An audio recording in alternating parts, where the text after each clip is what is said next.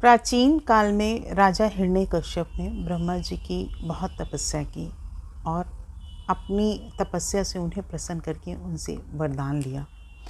और उस वरदान में उन्होंने क्या लिया कि कोई भी मनुष्य मुझे ना मार सके या जीव जंतु मुझे ना मार सके, कोई भी मुझे दिन में ना मार सके, ना रात में मार सके, ना सुबह मार सके, ना शाम को मार सके, ना पानी में मार सके और ना पानी के बाहर मार सके।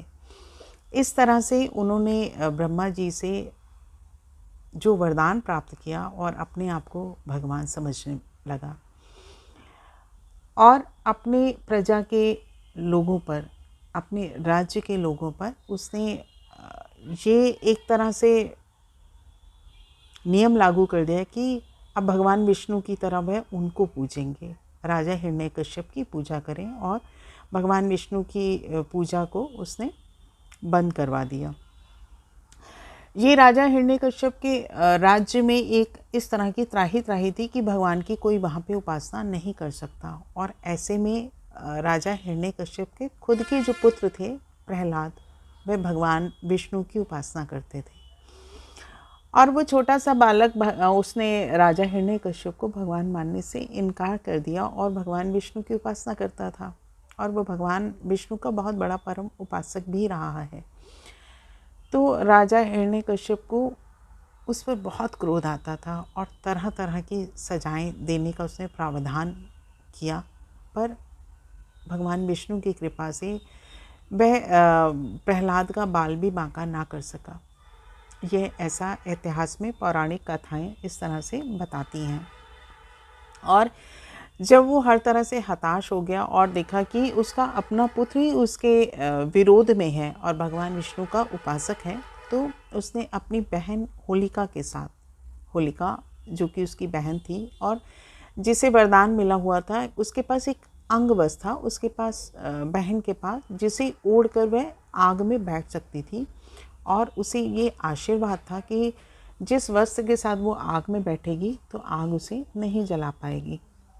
ऐसे में राजा हिरण्यकश्यप ने अपनी बहन होलिका के साथ एक योजना बनाई जिसमें उसने बहन के साथ ये तय किया कि होलिका उस वस्त्र को ओढ़कर अग्नि में प्रहलाद को लेकर बैठेगी और चूँकि होलिका के पास वस्त्र है तो वो तो जलेगी नहीं, और प्रहलाद जिसे राजा हिरण्यकश्यप अपना कुपुत्र मानता था, जो उसकी बातों में नहीं था और भगवान विष्णु का उपासक था, जिसके खिलाफ राजा हिरण्यकश्यप थे।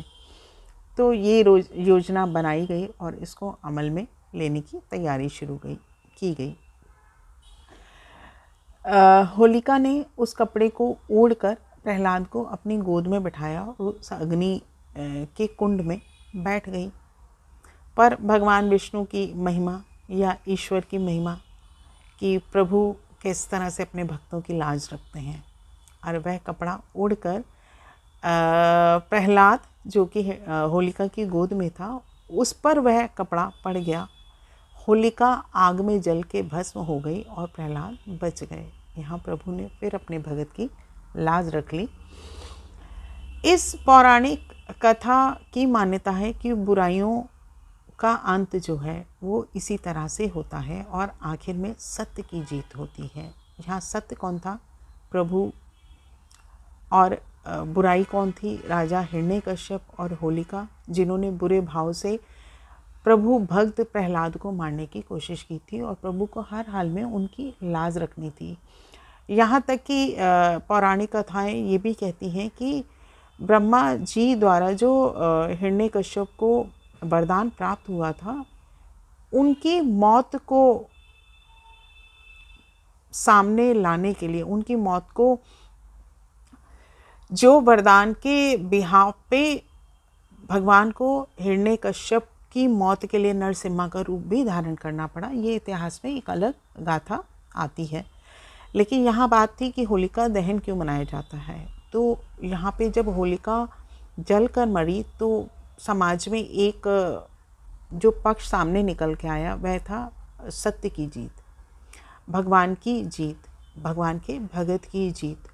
तो हर साल की तरह होलिका का त्यौहार बड़ी धूमधाम से मनाया जाता है और कहा जाता है कि जो साल भर के लिए मन में जो भी हमारी मन का मैल है, जो भी भावनाएं हैं, जो भी कलुषित है, किसी से मन मुटाव है, उन सब को आज के होलिका दहन में भस्म कीजिए और नए रंगों में मन और तन दोनों को रंगों की फुहार में भीग कर नव जीवन को एंजॉय कीजिए, नव जीवन की तरफ बढ़िए और भाईचारा और आपसी प्रेम का जो संदेश है वो समाज में दीजिए।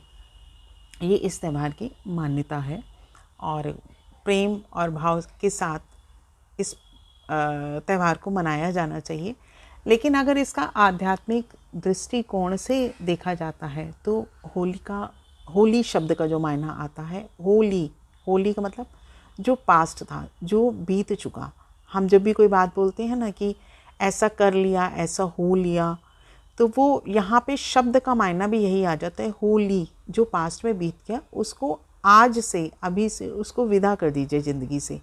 जो भी आपकी अच्छी यादें हैं उनको साथ में रखिए, जो भी बुरी यादें हैं आज आहुति कुंड में उसको विसर्जित कर दीजिए और फिर त्यौहार में आगे बढ़ के गले लग के भाईचारा से प्रेम का संदेश देते हुए एक दूसरों के साथ केवल शरीर को मत रंगिए, मन को भी उस रंगों में रंग लीजिए जो प्रेम का रंग है, जो कभी नहीं छूटता है। क्योंकि कहते हैं जिन प्रेम कियो तिन प्रभु पायो। ये भी इतिहास में कहा गया है कि जिसने प्रेम किया है उसी ने प्रभु को पाया है। तो यहाँ पे प्रेम था प्रहलाद का, जिसने प्रभु को पा लिया था। और होलिका का जो पर्व है वो प्रेम और भाईचारे का संदेश देता हुआ ये पर्व है।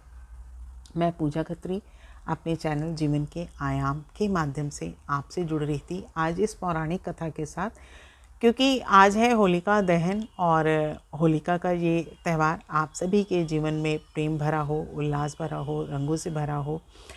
मिठाइयों में गुजिया की मिठास को लेते हुए आपके जीवन को भी इसी तरह से मिठास से परिपूर्ण करें। इसी शुभकामनाओं के साथ, इसी बधाई के साथ मैं आपसे दोबारा रूबरू होंगी किसी और विचारों के साथ। तब तक आप सभी को मेरा साधुवाद, मेरा प्रणाम और आप सभी को पुनः होली की बहुत बहुत शुभकामनाएं, बहुत बहुत बधाई।